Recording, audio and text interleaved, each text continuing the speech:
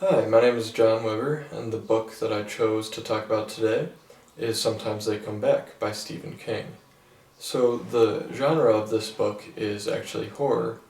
It was written in 1974, but it wasn't published until 1978. So, a brief summary of the book is Jim Norman, who's the main character, was one day coming back from the store with his brother Wayne. And when they were coming back, this local gang of kids jumped him and his brother. And his brother tried to fight him off, and when he did, he was saying, "Run, Jim, run! Get out of here! Go!" And so Jim started running off. But then what Jim didn't know is they actually killed his brother. And after this, Jim was haunted many years into his adulthood, and Jim decided to become a teacher. And he had multiple teaching jobs, and eventually he became a teacher at this high school. And when one student died, the students kept getting replaced by the ghosts of the kids that killed his brother, because they recently died. After they killed his brother, they died in a car accident. And after they died in a car accident, they were trying to come back and kill him because he was unfinished business. So because he was loose ends, they had to come back and they had to kill him.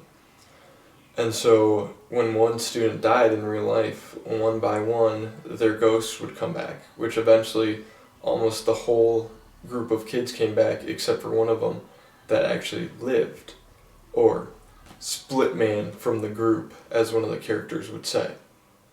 And after this happened, Jim, the main character, said, we're going to finish this. And he said, meet me at my office at 3 o'clock. And so at 3 in the morning, he decides the only way that he can get rid of him is this demonic ritual. So he does this demonic ritual, and he has to cut off his fingers. He has to cut off his fingers. He has to get the blood of an alley cat, or blood of a sacrifice at least. And in this case, it was an alley cat. And then he has to bring stuff that would basically symbolize his brother. Like, he brought a baseball cap. He brought a picture of him and his brother. So eventually, when the boys came, there was a voice that was talking to Jim. And he's like, don't worry, I'll take care of it now that you have pleased me, now that you've brought all of these things to me. And when all these boys came back, what happened is this, the whole situation was remastered, except when the situation was remastered, this demonic thing that came out of the ground that looked like Wayne, and they tried stabbing Wayne again.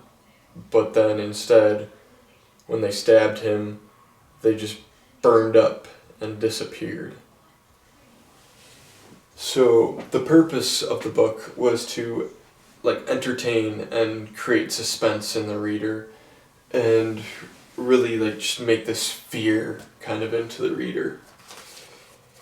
So the intent of the book was to startle people, because there was the death of a brother, which was Wayne, and then the death of his wife, Sally, who actually died in the car crash. And then, so the general writing strategy that he made was he was trying to really just grab your attention. So the page that I want to read to you is actually page 240.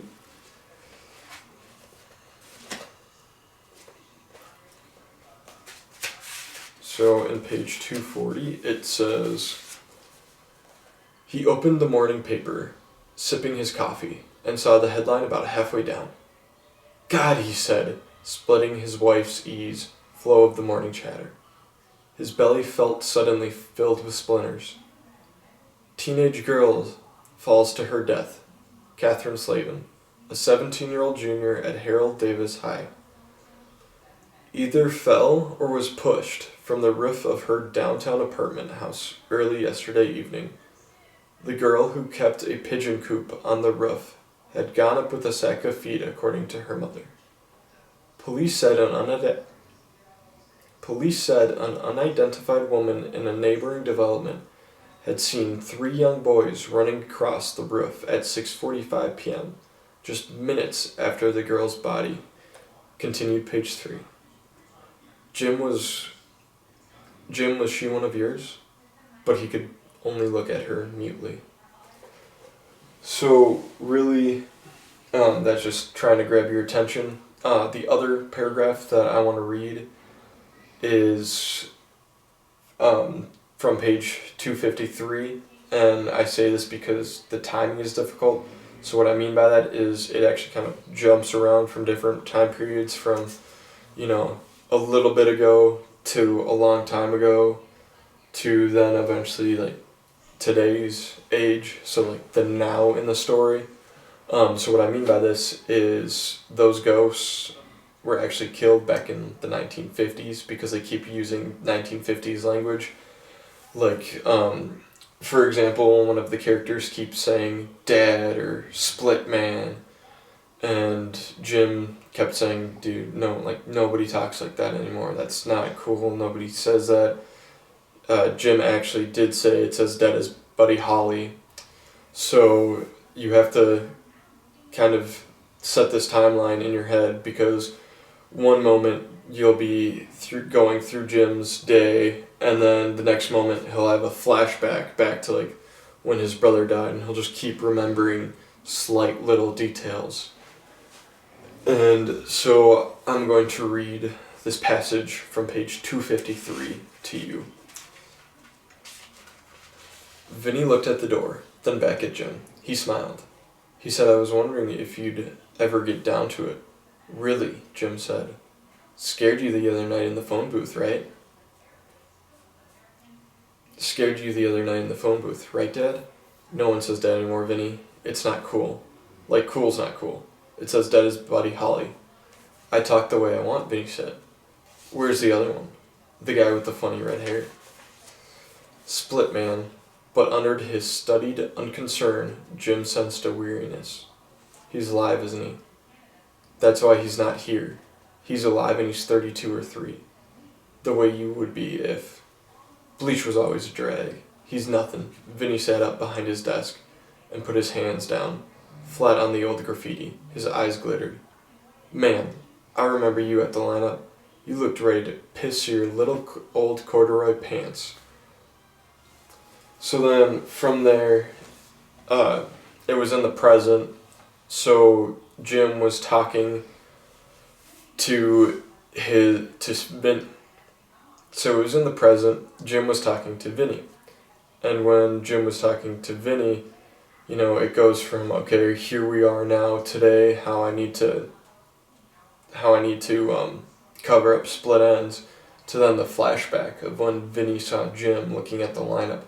And like he said, it looked like you were ready to piss your little old corduroy pants. So the timing in that passage is difficult to understand. So, the next question is, would I recommend reading this? I would personally recommend reading this if you like Stephen King. I think it's an excellent short story.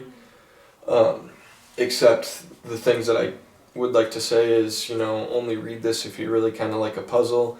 You kind of got to piece the timeline in your own head. So you're just going to have to imagine, like, okay, this happened then, and then, this happened back then. So that's one of the things. You're kind of going to have to get used to the language, because some of these guys are talking like it's 1950s, because, Vinny kept saying dad or split man and stuff like that.